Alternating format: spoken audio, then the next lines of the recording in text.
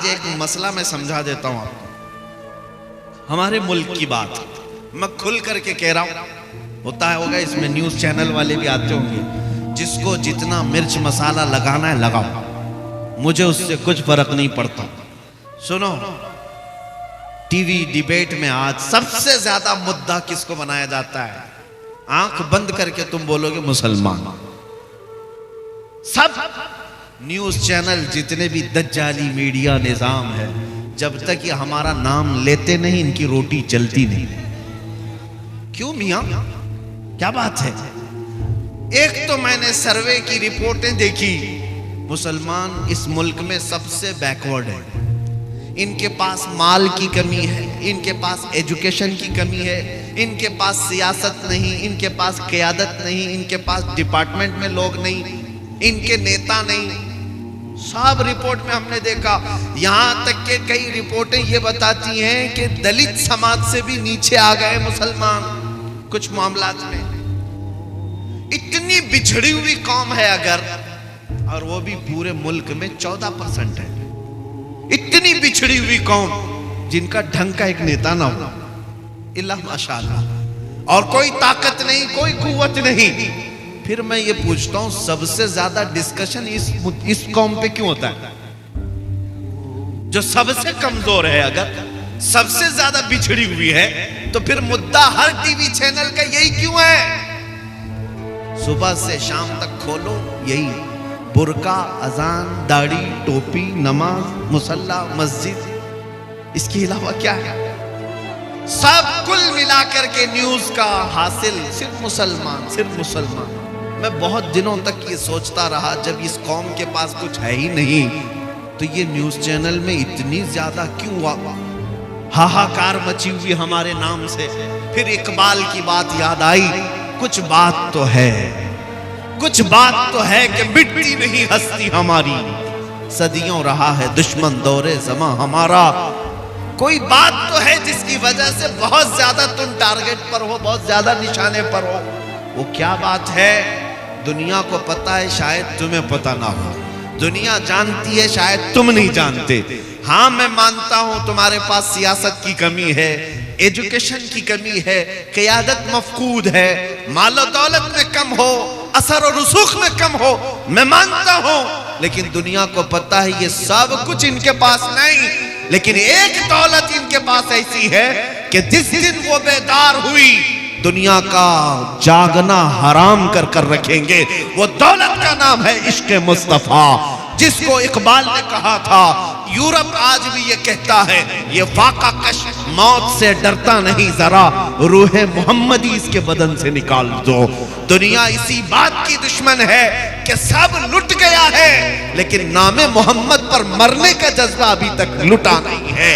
इसीलिए तो हम पुकार करके कहते हैं, रसूल पाक सल्लल्लाहु ताला अलैहि वसल्लम के नाम पर लब पर नाते पाक का नगमा कल भी था और आज भी है, अपना सब कुछ गुंबद खजरा कल भी था और आज भी है। बतला दो गुस्ताख नबी को, गैरत सुन्नी जिंदा है, उन पे मर मिटने का जज्बा कल भी था और यही वो जज्बा है, यही वो दौलत है, यही वो कीमत है जो तुम्हें आज तक स्टैंड करके रखी हुई है। अब इसी दौलत को थोड़ा सा और बढ़ाने की जरूरत है। जो चिंगारी तुम्हारे सीनों में जल रही है, ये शोला बनाने की देर है। जिस दिन ये मोहब्बत मुस्तफ़ा का चिराग शोला बनेगा, फिर तुम्हें किसी और ताकत की जरूरत नहीं। तुम्हारा चलना फिरना भी लोगों के लिए दुश्वार बन जाएगा, तुम्हारा रौब अल्लाह ताला दूसरों के ऊपर डाल देगा। इसलिए मेरे अजीजों, नबी पाक सल्लल्लाहु ताला अलैहि वसल्लम की मोहब्बत अगर सच्ची है तो अपने ख्वाहिशात को कुर्बान करो, अपने ख्वाहिशात को कुर्बान करो। तुम्हारी ख्वाहिश गुनाहों के अड्डों पर ले जाना चाहती है, लेकिन मेरे मुस्तफ़ा तुम्हें मदीने की तरफ बुला रहे हैं। और आला हजरत ने क्या फरमाया? वो तो निहायत सस्ता सौदा बेच रहे हैं जन्नत का, वो तो निहायत सस्ता सौदा बेच रहे हैं जन्नत का। हम मुफलिस क्या मोल चुकाएं, अपना हाथी खाली है।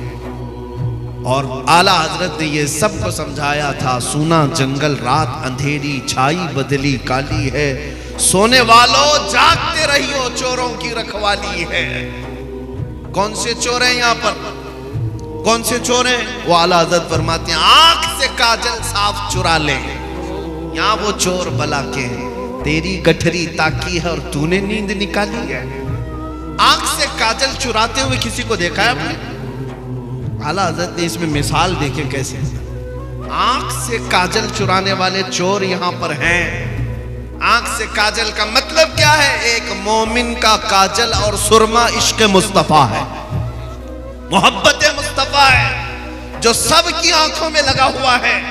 और ये इश्क मुस्तफा का सुरमा चुराने वाले चोर मौजूद हैं। और जब ये तुम्हारे आसपास फटक रहे हैं तो गहरी नींद में सोना मुनासिब नहीं है। तुम जागते रहो, जागते रहो। दुनिया की मोहब्बत में फरेफ्ता होने वालों सुनो, आला हजरत फरमाते हैं शहद दिखाए जहर पिलाए, कातिल डाइन शोहर कुश, इस मुर्दार पे क्या ललचाए, दुनिया देखी भाली है। ये दुनिया का हाल ये है कि दिखाने की चीजें शहद जैसी, और जब खाओगे तो वो जहर है।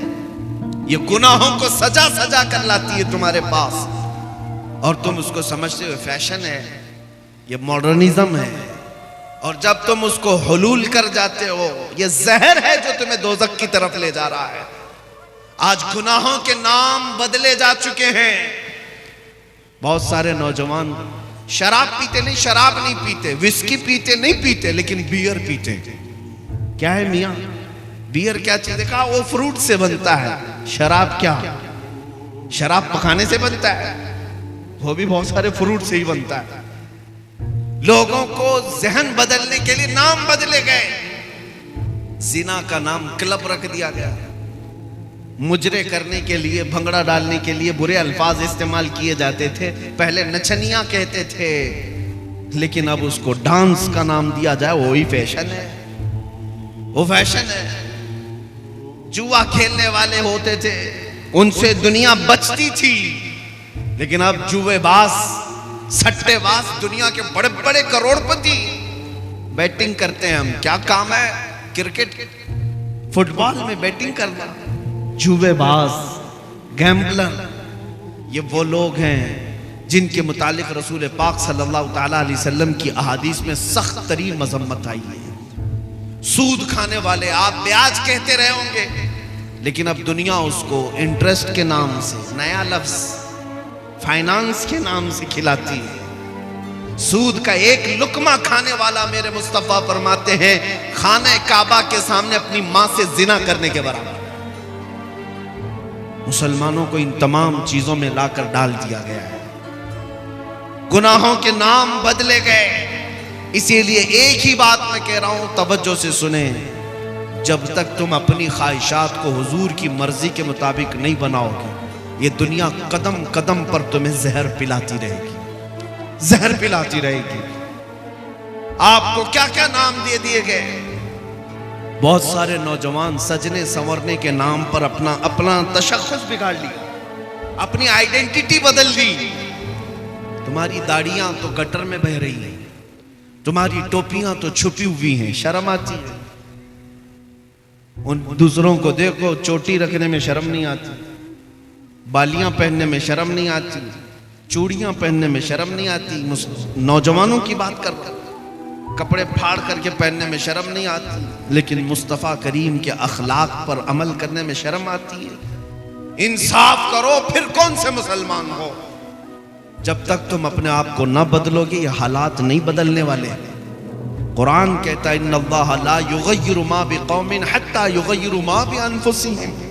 बेशक अल्लाह ताला उस वक्त तक किसी कौम की हालत को नहीं बदलता जब तक वो कौम खुद अपनी हालत नहीं बदलती। आज बदलने का वक्त है। शायर ने सच कहा है, जगह जगह के थक चुके हैं तुम्हें यह हंगामे, नशाते लज्जते ख्वाबे गिरां बदल डालो। गलत रवि से मनाजिल का बहुत बढ़ता है, मुसाफिरों रविश कारवां बदल डालो। मैं आया हूं सिर्फ यहां पर इस बात के लिए कि तुम्हारे घरों में हर पैदा होने वाला बच्चा मेरे मुस्तफ़ा का सिपाही बनकर के निकले, नबी पाक सल्लल्लाहु ताला अलैहि वसल्लम की इज्जत पर पहरा देने वाला बनकर निकले। इतने बड़े अजीम काम के लिए उठने वाला एक बच्चा, जाहिर सी बात है उसे अंदर से और बाहर से पूरा पाक होना होगा, उसकी तरबियत पर पूरी तवज्जो देनी होगी। यहाँ पर जितने हाजिरीन आए सबसे मैं कहता हूँ, अगर अल्लाह ने एक बेटा दिया है तो मेरे मुस्तफ़ा के नाम पे पालो, उसकी तरबियत करो नाम मोहम्मद लेकर के, और उसे यूं सिखाओ मैं सो जाऊं या मुस्तफ़ा कहते कहते, खुले आंख मेरी सल्ले अला कहते कहते। जब वो जवान हो जाए फिर देखना दुनिया उसके सामने उंगली उठाने की भी हिम्मत नहीं रख सकती। आज तुमने अपने बच्चों को आवारा कर रखा है, इनको किसी और के गोद के हवाले कर दिया है, इनको तुम ऐरे गैरे के तरबियत में डाल रखे हो। सिर्फ इतनी बात मैं कहने आया हूं, तुम्हारा हर बच्चा मेरे मुस्तफ़ा का सिपाही होना चाहिए, नबी पाक सल्लल्लाहु ताला अलैहि वसल्लम की मोहब्बत में उसकी परवरिश होनी चाहिए। एक माँ का जज्बा देकर मैं अपनी गुफ्तगू को समेटता हूं। तवज्जो, मदीने की खातून है, मदीने की खातून है। जंगे उहद में एक नौजवान शहीद हो गया, जंग में एक नौजवान शहीद हो गया। लोगों ने आकर के उसकी माँ को बताया तुम्हारा बेटा शहीद हो गया, अकलौता बेटा था। अगर हमारी औरतों का कोई एक जवान बेटा दुनिया से चला जाए, पता नहीं वो आसमान सर पर उठा ले, मातम करने लगे, चेहरा नोचने लगे, बाल खोलने लगे। नहीं, मदीने की खातून थी, हिजाब में निकलती है, सीधे उहद के मैदान में आती है, रसूल पाक सल्लल्लाहु अलैहि वसल्लम का दीदार करती है और पूछती है या रसूल अल्लाह, क्या मुझे इजाजत है मैं अपने बेटे को देख सकूं, मेरे बेटे की लाश देखूं? नबी पाक सल्लल्लाहु अलैहि वसल्लम ने फरमाया हाँ, तेरा बेटा शहीद हो गया, अल्लाह उसको बुलंद मकाम दे, जा तू देख सकती है। सुनो ए मुसलमानों, वो खातून आई अपने बेटे को ढूंढते हुए, मैदान में पड़ी हुई एक लाश है, जवान बेटे की लाश। जब माँ देखे तो कलेजा फट जाना चाहिए, लेकिन कमाल है वो मदीने की खातून, सलाम हो उनकी अजमतों और कुर्बानियों पर, अपने बेटे की लाश के करीब आई, जिस्म से जुब्बा हटाया, जिस्म से जुब्बा हटाया और पलटा, पीठ पर हाथ फेरती रही, सीने पर हाथ फेरती रही, फिर जुब्बा सीधा किया, मुस्कुराई और सजदे में गिर गई, सजदे में गिर गई, शुक्र अदा करने लगी। सहाबा वहां खड़े थे, उन्होंने पूछा है खातून आप ये क्या कर रही हैं? सुनो मदीने की खातून क्या कहती हैं, कहती हैं बात दरअसल ये है, मेरे इस जवान बेटे की मैंने शुरू से परवरिश इसी नाम पे की थी कि कभी इसकी जवानी काम आए तो मेरे मुस्तफ़ा के काम आए, मेरे नबी पाक की इज्जत के लिए काम आए। फिर जब उहद की लड़ाई का ऐलान हुआ, मैंने अपने बेटे को सजा संवार करके अपने घर से रुखसत किया था। जब मेरा बेटा कल घर से मुझसे रुखसती ले रहा था, मैंने उसको नसीहत के तौर पर एक लफ्ज कहा था, बेटा अगर जंग में सख्तियां आ गई, अगर दुश्मनों की तरफ से बहुत ज्यादा वार होने लगे, तुझे मैं कसम देती हूँ नबी पाक को छोड़कर भागना मत मैदान से, कभी पीठ पीछा करके भागना मत, और अगर तू मैदान से भागते हुए मारा गया, भागते हुए मारा गया, माँ कहती है मैं अपना दूध माफ नहीं करूंगी, मैं अपना दूध माफ नहीं करूंगी। बच्चों की तरबियत इस नाम पर मदीने की खवातीन करती थी, मैं अपना दूध नहीं माफ करूंगी। ये खातून कहती है मुझे फिर जब पता चला मेरा बेटा शहीद हो गया, मैं दौड़ती हुई आई देखने के लिए, और मैंने इसका जुब्बा उठाकर जो पीठ पर देखा, यही देखा कि कहीं ये भागते हुए पीठ पीछे से तो नहीं मारा गया, काफिर होने से पीछे से वार करके तो नहीं मारा, ये भागता हुआ तो नहीं मारा गया। मैंने देखा मेरे बेटे की पीठ पर एक भी तीर का निशान नहीं है, जितने निशान है सब इसने सीने पर लिया है। इसी बात पर मैं अल्लाह का शुक्र अदा करते हुए सजदा रेज हुई। वो कैसी खवातीन थी, अपना लाल और अपना जिगर दे भी दिया, लेकिन ये देखा कि मेरे मुस्तफ़ा की खिदमत में पूरा उतरा भी है या नहीं उतरा।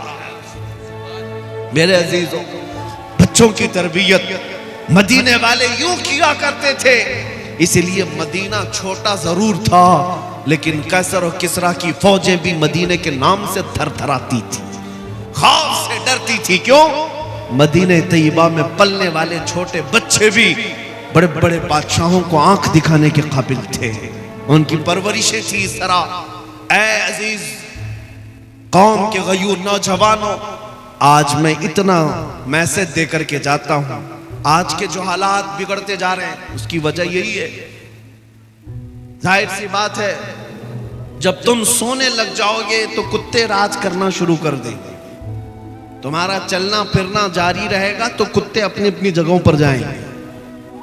आज ये तमाम हालात के बदलने की वजह यही है, हमने अपने हाथों अपनी बहुत सारी खराबियां की हैं, अपने हाथों अपनी बर्बादियां शुरू की हैं।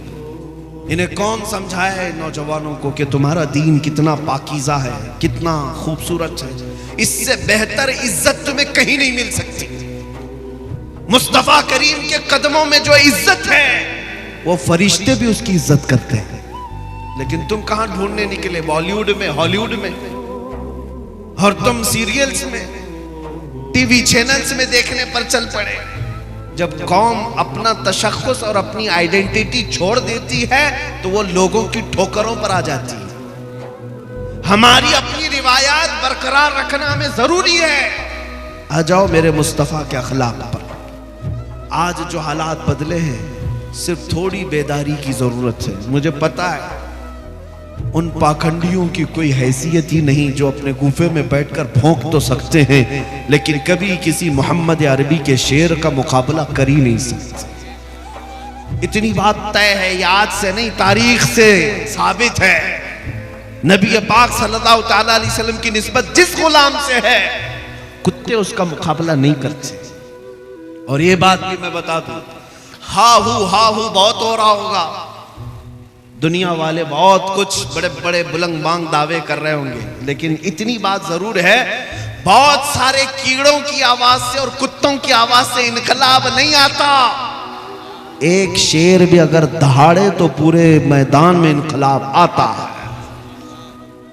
बड़ी बड़ी उन आवाजों की तरफ हमें तवज्जो करने की जरूरत नहीं। हमने देखा है आज एहसास सिर्फ इस बात का हो रहा है कि हमें छेड़ने वाले लोग खुले आम आजाद हो गए, वरना इतनी मजाल नहीं थी कि मेरे नबी तक उंगली पहुंच जाए, कुरान तक पहुंच जाए, इस्लाम तक पहुंच जाए। होना तो कुछ नहीं, ना हुजूर की शान में एक नुक्ता फर्क आ सकता है, ना कलामे खुदा कुरान मुकद्दस का एक नुक्ता बदला जा सकता है, कुछ नहीं होगा। लेकिन शर्म की बात यह है कि हमारी जिंदगी में उन तक हाथ कैसे गया, इस बात का अफसोस है। बाकी कुरान के मिटाए जाने का या रसूल पाक की इज्जत का सवाल ही नहीं बनता, क्योंकि आला हजरत ने फरमाया तू घटाए से किसी के न घटा है न घटेगा। या रसूल अल्लाह, जब बढ़ाए तुझे अल्लाह ताला तेरा, मिट गए मिटते हैं मिट जाएंगे, आधा तेरे न मिटा है न मिटेगा कभी, चर्चा तेरा रहेगा यूं ही उनका चर्चा रहेगा। बड़े खाक हो जाएं जल जाने वाले, नबी पाक सल्लल्लाहु ताला अलैहि वसल्लम की इज्जत पर कोई आंच नहीं आ सकती, कुरान पाक का एक नुक्ता नहीं बदल सकता। हमने अपनी जिंदगी में भी नहीं देखा वो राफजी कुत्ता जो दीन बदलने निकला, इस्लाम बदलने निकला, कुरान को बदलने निकला। हालत ऐसी हो गई कि घर का, वो क्या कहते, धोबी का कुत्ता, ना घर का ना घाट का। आज यही हालत हो गई, ना इधर का रहा ना उधर का रहा, बीच सड़क में पड़ा रहा। अब तो ऐसे ऐसे स्टेटमेंट आते हैं उसके, जान का खतरा है, हमें जान का खतरा है। ये जिल्लत तो अभी दुनिया में देखनी है, आखिरत की बाकी है। सच फरमाया इमाम इश्क व मोहब्बत ने, या रसूल अल्लाह, जो तेरे दर से यार फिरते हैं, दर बदर यूं ही खार फिरते हैं, दर बदर यूं ही खार फिरते हैं। जो हुजूर पाक को छोड़ता है वो जिल्लतों का शिकार होता ही है। होना कुछ नहीं है, जो जो हुजूर की तरफ उंगली उठाते रहे वो सब कीड़े फना हो जाएंगे, सब कीड़े फना हो जाएंगे, बरसाती मौसम के कीड़े। लेकिन मेरे मुस्तफ़ा करीम की शान जैसी थी वैसी ही बाकी रहनी है, बल्कि कुरान उनके मुतालिक कहता है वलल आखिरतु खैरुल लक मिनल ऊला। ऐ रसूल, हर आने वाली घड़ी आपकी पिछली घड़ी से बेहतर है, आपकी शान बुलंद होती ही जाएगी सुबह क़यामत तक। अरे मियाँ, ये तो कुरान की बात है ही है। जॉर्ज बर्नार्ड शॉ, अंग्रेज तारीखदान, एक मौर्रिख या अंग्रेज एक दानिश्वर है, वो कहता है, हमारी जमात का नहीं, वो कहता है मैंने दुनिया में बहुत सारे इनकलाब देखे, रेवोल्यूशन, और इनकलाब लाने वाली शख्सियतें जब तक जिंदा थी उनका इनकलाब भी जिंदा था, लोग भी ज्यादा थे, लेकिन जब वो शख्सियतें मर गई तो इनकलाब भी ठंडा पड़ गया, वो रेवोल्यूशन भी गया। जैसे लेनिन का इनकलाब, मार्क्सिज्म का इनकलाब, सोशलिज्म का इनकलाब, डेमोक्रेटिक का इनकलाब, बहुत सारे इनकलाब आए। जॉर्ज बर्नार्ड शॉ कहता है लेकिन एक इनकलाब मदीने से आया था, मुहम्मदुर रसूलुल्लाह का। वो गए, 14 सदियां हो गई, लेकिन उस इनकलाब में एक आंच बराबर, एक उंगली बराबर भी कमी नहीं आई, बल्कि हर जमाने में उनके इनकलाब का असर बढ़ता ही जाता, बढ़ता ही जाता। ये कौन कह रहा है? दूसरे खीमे के लोग भी इस बात को मानते हैं कि मेरे मुस्तफ़ा करीम के दीन पर आज भी कोई फर्क नहीं आया। इस्लाम की फितरत में कुदरत ने वो लचक दी है, जितना ही दबाओगे उतना ही वो उभरेगा। ऐ मुसलमानों, मेरा ये मैसेज सुन करके जाओ, हमारे तमाम मसाइल का हल यही है कि मोहम्मद से वफा तूने तो हम तेरे हैं, ये जहां चीज है क्या लौह कलम तेरे हैं। अब आओ हम ये अज़्म करके आज उठते हैं, जिंदगियां गुजारी अय्याशियों में, गुनाहों के अड्डों पर, बर्बादियां तो हमने अपने आंखों से देखी है। लोग आज हमें ठोकरों पर रख रहे हैं, कभी मस्जिदों की तरफ निशाने, कभी हमारे गुंबदों की तरफ, कभी खानकाहों की तरफ, कभी हमारी बच्चियों के हिजाब की तरफ, कभी कुरान, कभी रसूल, कभी खुदा की शान की तरफ। लेकिन आज हर मुसलमान नौजवान को बदलना होगा और ये अहद करना होगा, अब मैं जीऊंगा तो मेरे मुस्तफ़ा के अखलाक पर जीऊंगा, उनकी सुन्नतों पर जीऊंगा। आओ नबी पाक की तरफ मुखातब होकर के यूं अर्ज करो, या रसूल अल्लाह, दहन में जुबान तुम्हारे लिए, बदन में है जान तुम्हारे लिए, हम आए यहाँ तुम्हारे लिए, उठे भी वहां तुम्हारे लिए। वाखिरु दावाना अनिल हम्दुलिल्लाहि रब्बिल आलमीन।